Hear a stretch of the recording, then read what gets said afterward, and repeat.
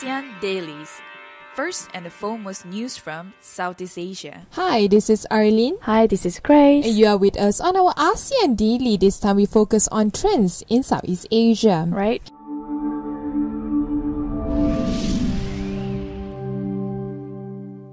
Well, to gain these Michelin stars, it's not really easy because French people, when it comes to this fine dining, cooking, they're very particular. And being the first Michelin is really something. And also, this has reinvigorated the local food scene. And the great thing about Singapore marks the first appearance of the Michelin's guide in Southeast Asia, scattering stars from the highest of haute cuisine to the raunchiest charm of the city-state's food stalls. So, Singapore's the iconic hawker culture was honored at the award ceremony, and alongside a black tie gala dinner in the ballroom of the upmarket resort World Sentosa, with 2 local food stalls receiving a star apiece in the guide. I mean, I'm proud of Singapore, but I have to say that Malaysia, if you're talking about hawker culture, Malaysia would always top the list.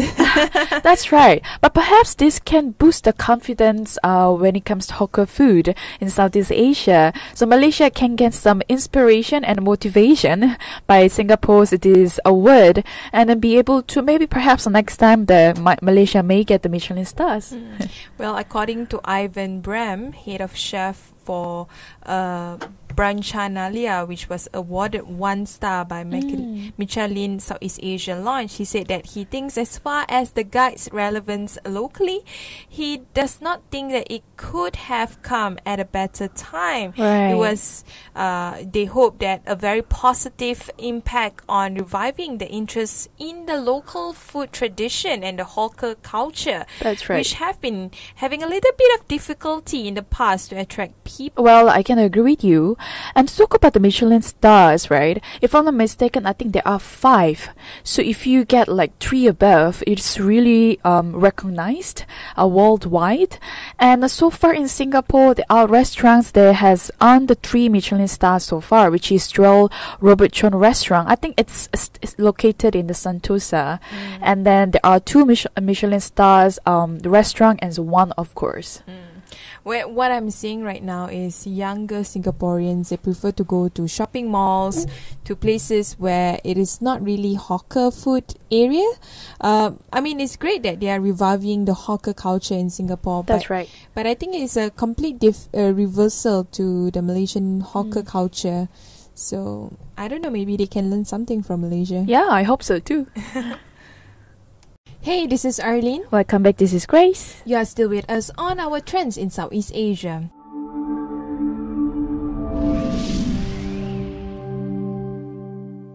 So, when it comes to university, we don't really, have bad impression on Singapore University until recently, where it was alleged that Singapore University was having this stimulated rape as part of their orientation week. Well, it's quite scandalous because it's not just any other university, it's the National University of Singapore.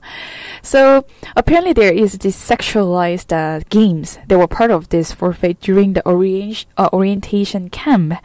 And the students, they mentioned that they felt pressure to take this part of this game.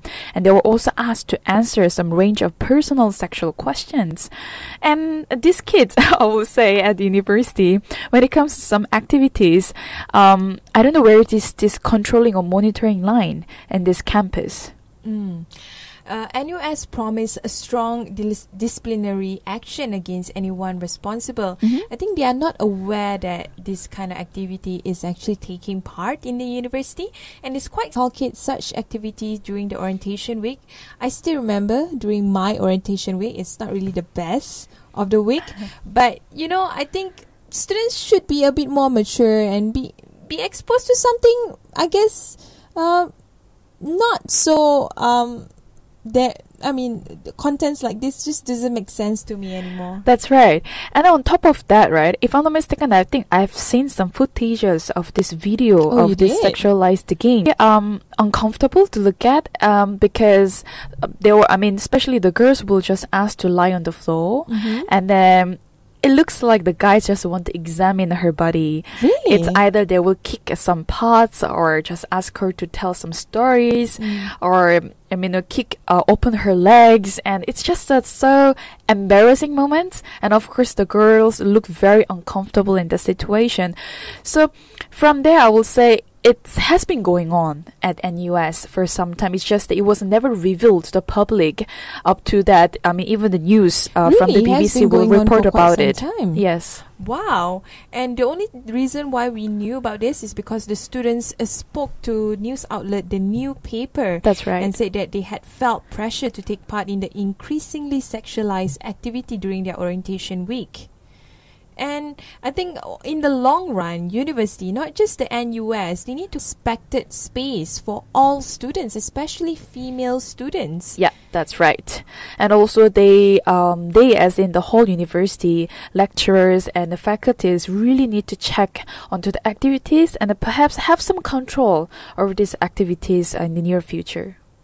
Welcome back. This is Arlene. This is Grace. And you're with us on our ASEAN Daily on Trends in Southeast Asia.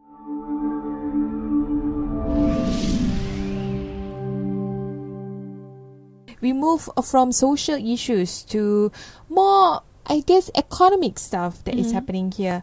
So what we are seeing now is Cambodia and Vietnam. They are having this kind of cross-border market that they want each other. That's right. So the market will be constructed on the 1.5 hectares in the Kandol village. It's in the Memot district of Tom Kamum province, and it's about 1 kilometer from the nearest Cambodia and Vietnam, the border, the crossing. So this market will be a place to sell both Cambodian and Vietnamese goods, and this will also open up a lot more opportunities when it comes to agricultural products. I'm seeing a lot of really interesting trends coming up from Vietnam. Starting from Vietnamese government signing the TPPA, RCEP, and a couple of free trade agreements with big groups of countries. And we are also seeing that Vietnamese government trying to reach out to its neighbors. They are granting a $2 million to Cambodia to build a model market aimed at boosting cross-border trade. So this trade between these two countries, Cambodia and Vietnam, slipped this year after steadily increasing since 2010. So it's been there for years already. So having these connections when it comes to trade and nearby the border, I guess it's a pretty good platform for both countries economically and also to help out and understand each other even better. It's really interesting that Vietnam and Cambodia, they haven't really engaged as much with each other in the past, but this is the right time for them as all the ASEAN countries, and they are looking outwardly when it comes to trying to get more investment coming in. And what's best is to get your neighbor to trade together. That's right. And I think it will be a great thing. Bilateral trade during the first quarter amounted between the Cambodia and Vietnam is at $848.7 million. It has gone down a bit since the previous year, so they are hoping to up the game when it comes to trade between two countries. And it's great because they share similar cultures, similar attitudes, so it's good that they are selling their goods to each other to earn more money. That's all from our ASEAN Daily today. Thank you for tuning into Trian ASEAN. For more updates on Southeast Asia, please go to our website at trianasian.com. If you're on the go, you can always download our TuneIn app on your mobile. Please subscribe to our YouTube channels at Trian ASEAN and Trian ASEAN TV. Don't forget to follow us on our Facebook page, Twitter, and Instagram.